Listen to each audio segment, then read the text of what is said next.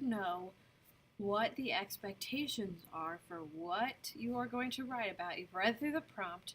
We are going to take a look at your outline. So these are the closed notes that you should have a copy of, like fill in the blank type of notes. Super easy. If you don't, you can kind of take your own notes, pause the video, whatever you need to do. So this video, I'm going to read it to you and give some more explanations.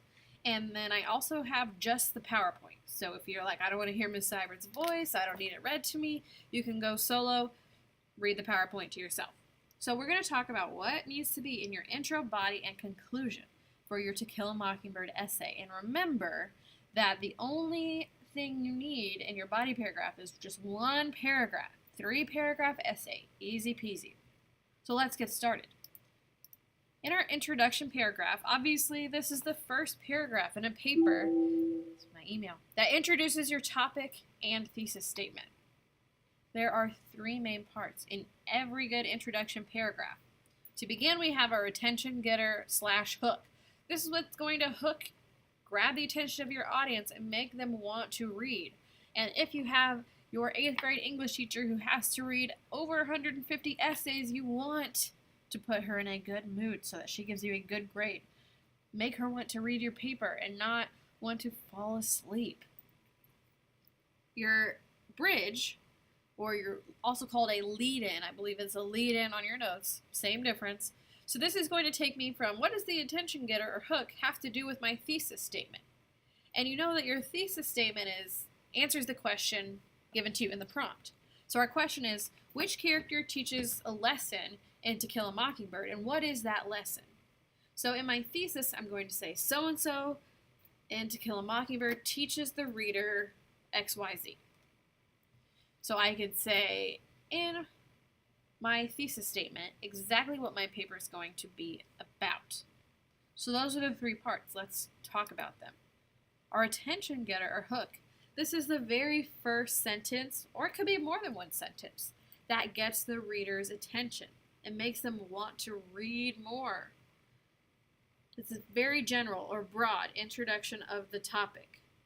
Some options are, you could start with a shocking statistic, a startling story or an anecdote, a quotation or quote, setting the scene, kind of like a film director would say, like, we're in a dark forest, the full moon is shining brightly in the background, stuff like that. You could start with a description of a character. That would be a cool way to start. But absolutely, positively, no way, Jose, should you start with a question. That is elementary school stuff. So I know you've been told in the past to start with a question, but you're too old to be doing that anymore. So don't start with a question. The lead-in or the bridge, this is going to take me from being very broad in my first sentence or two, and then I'm going to start to narrow it. This is going to transition between what my attention getter and my hook and thesis statement are. So it helps narrow the topic from broad to specific, acts as a transition between attention getter / hook and thesis statement. That good old thesis statement.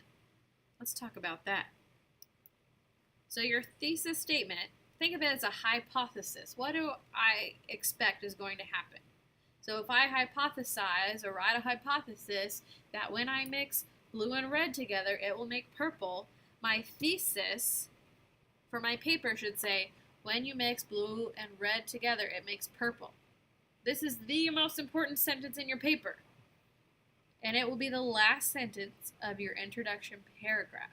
It tells exactly what the paper will be about. No surprises for your reader. And it answers, like I said, our essential question / prompt. So our essential question / prompt is, which character in To Kill a Mockingbird teaches a lesson, and what is that lesson? So just for a visual representation, because I'm a visual learner, and I know some of you are too, think of the introduction paragraph as an upside-down triangle. So you can see over here, we start with attention getter. Then we go to our lead-in or our bridge. And then we have our thesis statement. So you see on the other side, we start out broad, and then we get very specific. Like I'm going to say, there are lots of books out there. There's one book called To Kill a Mockingbird, which is about this. Specifically, To Kill a Mockingbird talks about this lesson through this character, so I'm getting more specific as I go down.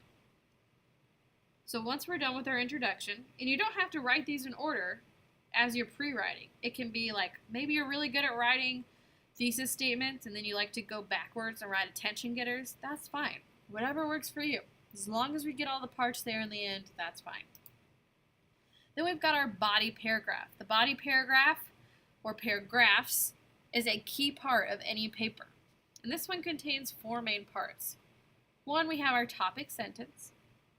We introduce the scene, or set this scene. We cite text evidence, just like when we use race. And then we explain text evidence, again, just like when we use race. So let's talk about the topic sentence. Our topic sentence takes the reader from your claim you stated in the thesis. Take a word or phrase from the last sentence of your introduction paragraph to link it together with your topic sentence. And I'll show you another example in another video of exactly how we can do that. Next, you want to introduce the scene. Introduce your upcoming text evidence by providing a short summary of what was happening in the story where your passage was found. So assume the person reading your paper has never read the book. So maybe you think of a funny line from one of your favorite movies and you're trying to tell one of your friends about it. What you want to say is, okay, so at this point in the movie, Harry gets accepted into this wizarding school, and so he's like, going to his classes the first day, and he didn't even know he was magic like a week ago, so he's meeting all these wizards. Like, we all do it when we tell stories. So, set the scene for me. You can't just be like, oh, there's this one part where Harry, turns his classmate into a frog. I'll be like, what are you talking about? I've never read the book. Assume that whoever's reading your paper has never read your book. So once I've introduced or set the scene, now I'm ready to cite text evidence, which you absolutely, positively must do in your paper. You need to provide text evidence that proves your thesis. And introduce it. Don't just leave it hanging. You wouldn't just say, that one time when Harry turned his friend into a frog. You would say, in this one scene, Harry turns his friend into a frog by saying, so introduce it. You could say, for example, the text states, Lee writes, according to the text, all those nice little phrases that you already know how to use. Then we have to explain it. Okay, you gave me text evidence, but what does that mean? This is the most important. Link it together. Connect it. Summarize what the quote was saying. Paraphrase. Put the quote in your own words. Explain it. Like when Harry turns his friend into a frog by saying this, what this scene symbolizes or represents or means is blah, blah, blah. And then we're ready for our conclusion paragraph. You are in the final leg of the race. The last paragraph in an essay that neatly wraps up the paper. Contains 3 parts, just like your introduction. Rephrase the thesis. Don't just copy and paste or completely rewrite it. Summarize what your paper was about. Remind your reader. Assume that they have a short-term memory, like they're Dory and Finding Nemo or Finding Dory. Be like, hey, remember that last paragraph you read in my intro? This is what it was about. And then give a grand finale, something that's going to kind of be the shiny bow on top of the package that is your essay, and will leave your reader wanting more or keep them thinking about what you wrote for a long time to come. So let's talk about rephrasing or restating your thesis. You're going to summarize it without repeating yourself. Don't be a robot. Don't just completely repeat words. That's weird. Rephrase. And this is the most specific part of your conclusion. It should include a transition to indicate that this is your concluding paragraph. Think of when you ride a roller coaster. Eventually the hill is going to start to go down and maybe you're going to be on some flat rails. You wouldn't just go up to the very top and they leave you there. You're like, where does the ride stop? I need to feel like, oh, okay, the ride's ending. Give me a sense of ending, that you're concluding. For your lead out, it's just like the lead in, only backwards. Think about it. If you bring somebody into a building, you'd be like, here's the entrance, here's this. Okay, now I'm going to show you the exit right over here, where we begin. So it makes the topic larger to become more general and less specific. And this smooths out your conclusion paragraph. So this is where you're going to summarize what happened, like, just like I told you in my introduction, To Kill a Mockingbird is a book about this, and the lessons we learn are this. Wrap it up for me. And then the grand finale. This is the last sentence of the last paragraph.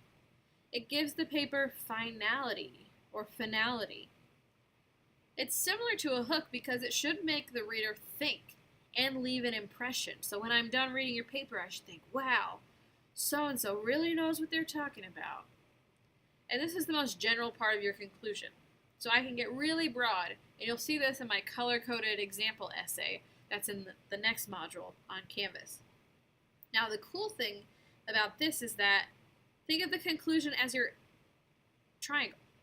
You restate the thesis. Oh my gosh, this is upside down. But we want to start with the grand finale, lead out, restatement of thesis. So it'll go like this. It should be looking like, no. Of course this wouldn't work. It should be kind of just like your introduction paragraph.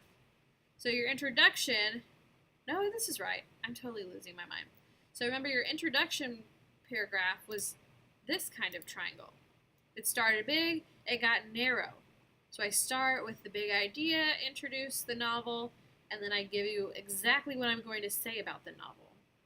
Then in my conclusion, I'm going to start really specific. I'm still talking about what I went over in my essay. I'm going to kind of lead you out, think about the big ideas presented in the novel, and then think about big ideas you can take with you, like what it means to be courageous or what it means to be a true friend, stuff like that. So hopefully this has helped and not confused you. Again, feel free to go back and look just through the PowerPoint that I linked, which is this exactly, or go back through the video if you need more explanation. Thank you for listening and watching, and happy writing!